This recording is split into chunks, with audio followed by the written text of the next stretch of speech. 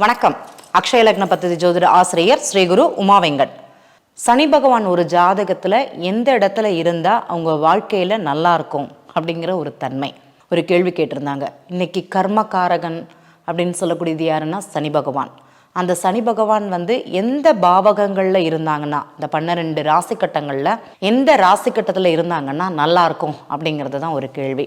இந்த மிதுன ராசியில சனி பகவான் இருப்பதுங்கிறது அவ்வளோ சிறப்பு கிடையாது. இந்த தொழிலுக்காக போராட்டம் அப்படிங்கிறது இருந்துட்டே இருக்கும். சனி பகவானுக்கு முதல்ல தொழில் அப்படிங்கிறதே அமையாது அப்படிங்கிறது தான் உண்மை. ஆனாலுமே அந்த தொழிலில் ஜவ்வு மாதிரி இழுத்துன்னு இருக்கும்னு சொல்லுவாங்க தெரியுமா, அந்த மாதிரி தான். அதே மாதிரி வேலை செய்யக்கூடிய இடங்கள்ல மாற்றி மாற்றி வேலை செய்யறது, அதே மாதிரி அங்கே அடிமை பணின்னு சொல்லுவாங்க. அந்த மாதிரி ஒரு நிலையில இந்த மிதுன ராசியில் இருக்கக்கூடிய சனி பகவான் அந்த வேலைகளை செய்வாரானா கண்டிப்பாக செய்வாருங்கிறதுல எந்த மாற்றமும் கிடையாது. சரி, வேற எந்த ராசியில் இருக்கக்கூடாதுன்னா துலாம் ராசி. துலாம்ல சனி பகவான் அதுவும் உச்சத்தில் இருக்கிறாரு. நீங்கள் அவரை அந்த இடத்துல சொல்கிறீங்களே அப்படின்னா கண்டிப்பாக அந்த இடத்தில் சனி பகவான் இருப்பது சிறப்பான பலனை கொடுக்காது அப்படிங்கிறத தெரிஞ்சுக்கோங்க. எனக்கு ஜாதகத்தில் துலாமில் சனி பகவான் இருக்கிறாங்க, உங்களுடைய நிலை என்ன அப்படிங்கிறத பார்த்துக்கோங்க. உங்களுடைய லக்னம் எதுவாக இருந்தாலும் சரி, அந்த சனி பகவானுடைய தாக்கம், உதாரணமாக ஒரு வேலைக்காரங்க கூட, நம்ம கூட வேலை பார்க்குறவங்க கூட உங்களுக்கு அனுகூலமாக இருப்பாங்களான்னா இருக்க மாட்டாங்க.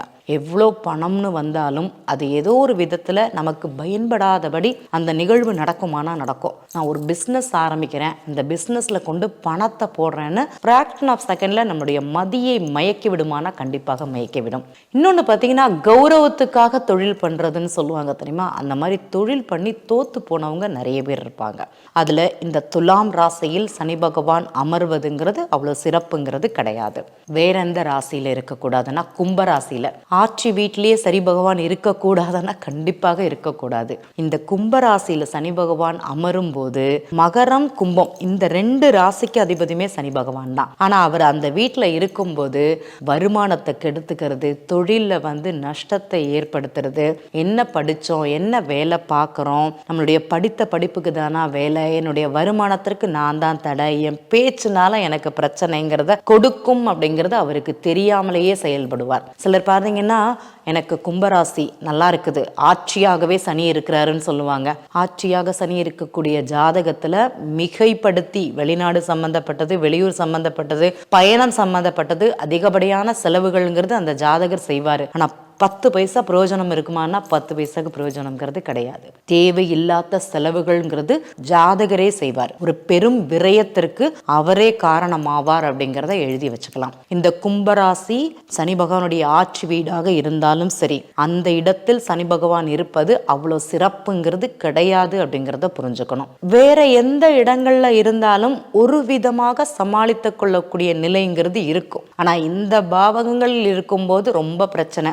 மேஷராசியில் இருக்குது, நீச்சமாக தானே இருக்குது, நல்லா இருக்குது அப்படின்னு நினச்சிங்கன்னா, இந்த மேஷராசியில் சனி பகவான் இருக்கும்போது இந்த குழந்தைகளுக்கு பார்த்தீங்கன்னா காதல் சம்பந்தப்பட்ட பிரச்சனை இருக்கும். அதே மாதிரி கடன் ஏற்படக்கூடிய நிலைங்கிறது இருக்கும். பூர்வீக நோயை இந்த சனி பகவான் கொண்டு வருவாரானா, அதுவும் இவங்க ஜாதகத்தில் அந்த சனியுடைய தசாபுக்தியோ அந்தரமோ சூக்ஷ்மமோ நடக்கும்போது கொண்டு வருமானா அது கண்டிப்பாக கொண்டு வரும். கவனம் தேவை அப்படிங்கிறத அவங்க தெரிஞ்சுக்கணும். இதே மாதிரி எல்லா இடங்கள்லையும் சொல்லலாமானா சொல்லலாம். இந்த 3 இடங்களில் அதிகுறிப்பாக இருக்கக்கூடாது அப்படிங்கிறத இங்க தெரிஞ்சுக்கணும். ஏங்க, தனுசு ராசியில இருக்கிறாரு, என்ன பண்ணுவாரு? தனுசு லக்னத்திற்கு உதாரணமாக எடுத்தோம்னா 1வது வீடும் 2வது வீடும் 2, 3 ஆதிபத்தியம் பெற்ற சனி பகவான் லக்னத்தில் இருப்பது சிறப்பு. நமக்கு பிரச்சனைகளை தராதுன்னா கடன் தேடி வரும். நீ தேடி போகணுங்கிறதே கிடையாது. உன்னை தேடி ஏதோ ஒரு ஜாயிண்ட் பிஸ்னஸ் பண்ணு, ஒரு இதை செய்யுன்னு சொல்லிட்டு நம்ம கையில் கொடுத்துட்டு அதுக்கு சரியான ஒரு திட்டமிடுதலோ சரியான ஒரு அணுகுமுறைகள் இல்லாமல் நம்மளை விரயம் செய்யக்கூடிய ஒரு நிலை அப்படிங்கிறது அந்த சனி பகவானுக்கு இருக்குமானா இருக்கும்.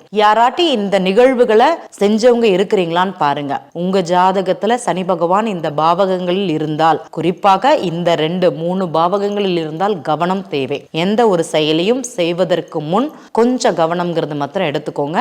நிலையான ஒரு செயலுங்கிறது செய்ய முடியாது அப்படிங்கிறத புரிஞ்சுக்கோங்க. உங்களுக்கு வேலைக்காரங்க சரியா அமைய மாட்டாங்க.